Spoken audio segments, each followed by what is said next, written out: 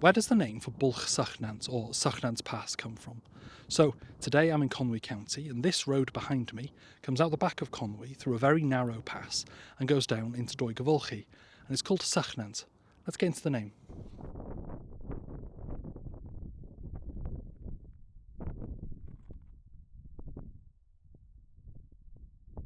So the name's made of two parts.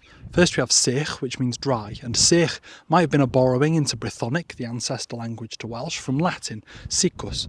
And then we have Nant, which means a stream. So why would a stream be dry? Well, maybe it is only some parts of the year, and that stream would probably be under where the road is now.